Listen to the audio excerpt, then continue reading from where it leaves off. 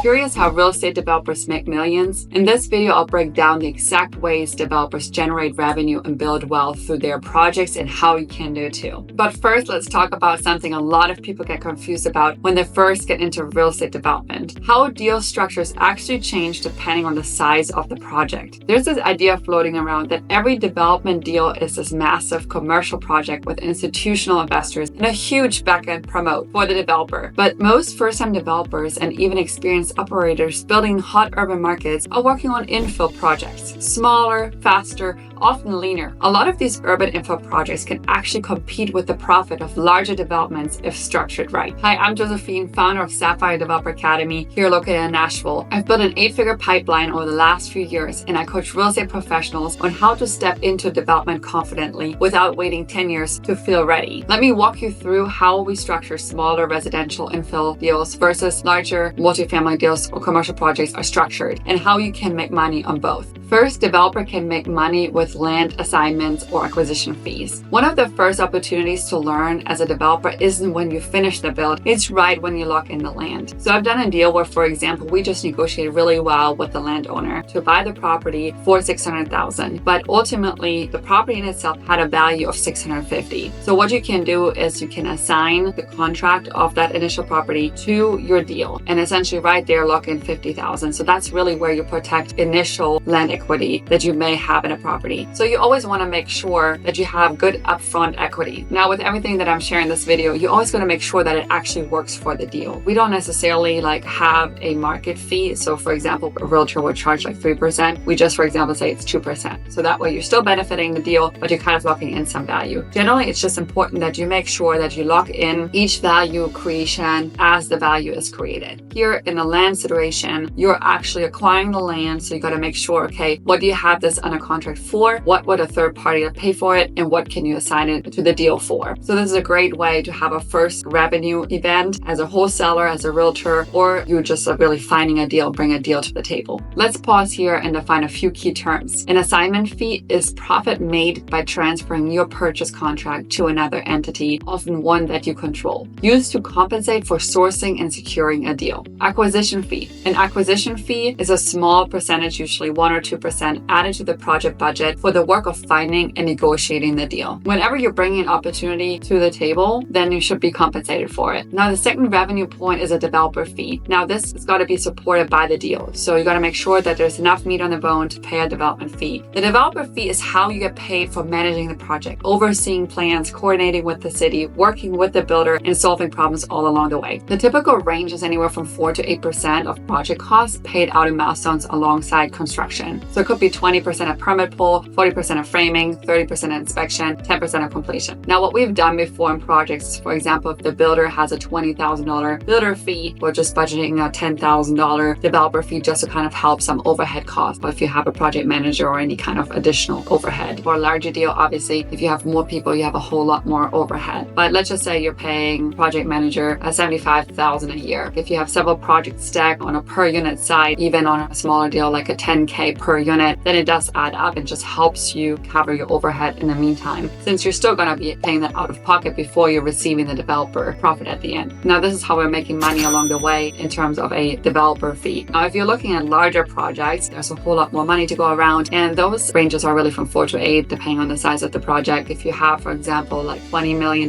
deal, this can be $1 million developer fee. It just really kind of depends how you want to structure this and how much meat on the bone you have. Another example of this is $2 million project. A 5% fee is $100,000 paid out over 12 or 16 months. So you don't need to wait until the end to see that money coming to you to cover your costs and expenses. Here's the third revenue point: realtor commission, sales commissions. If you've got a real estate license or team, don't overlook this because this could be huge. When you sell your own project, the listing side commission 2 to 3% stays in-house, and that can be huge, right? Because even at 2%, selling 3 new builds at $800,000 each could bring in $48,000 to your brokerage brokerage or sales arm. You're already doing the work. Why not keep the revenue in the ecosystem? If you don't have a license, you can always negotiate with a local realtor and see if they are willing to go down on their commission in some ways. Based on my experience, it's always helped also having the realtor side in-house, because investors, actually bankers as well, to really control the sales side. Guess what the fourth revenue event is? The profit sharing. It all depends how you set up your deal, but in residential infill deals, we often really go split the profits with the investor in some sort of ways. What we've done in the past, we've essentially structured it in a way that the investor brings in 100% of the equity, and then they receive a preferred payout, for example, 8 to 10%, depending on the cost of capital at that time. And then what we've done is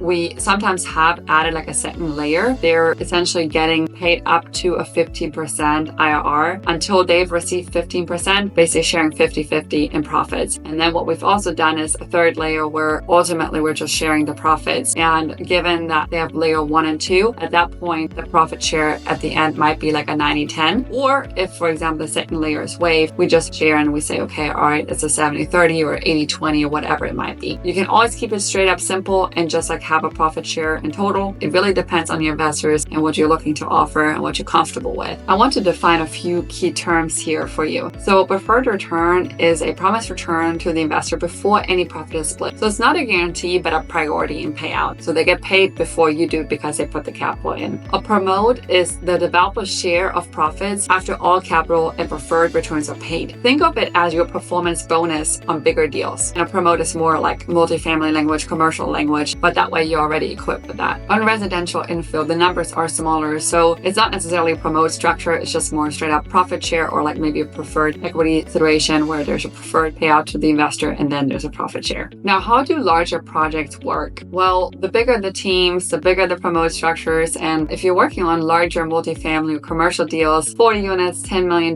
plus in total costs, and things are going to shift. You might even have institutional capital involved as well, right? Or you're dealing with family offices, you're probably going to have more bank debt and probably maybe a layer of mezzanine debt. Now, the developer usually gets a promote 20 or 30% of profits after investors get paid. You may as well charge an asset management fee or capital raise fees, more like funding fees. And the timelines could stretch from 18 to 36 months. So a residential infill deal might be a lot faster, right? It could be a year to maybe 18 months, or on the high side, 2 years. Any kind of multifamily or larger commercial deal are heavier lifts, right? And the structure reflects that. So be aware. If you have any further questions there, definitely feel free to comment down below. Now, let me hit a few of the top questions I get all the time. Can I still raise capital if the deal is small? Yes, investors don't necessarily care about the size. They care about the risk, return, and your ability to execute. Show them the structure and timeline clearly, and focus on ideally accredited investors. If you don't know what an accredited investor is, let us know. We'll make another video. Another question that I get is, how do I justify paying myself a fee? Who's doing the work? You're doing the work. Sourcing deals, coordinating construction, raising capital. You don't need to be a nonprofit. Just make it fair and make it transparent. Communication is always key. What if the deal doesn't support a fee? Don't force a fee if it doesn't make sense. Now, smaller deals can still work on just a simple profit split, 70-30,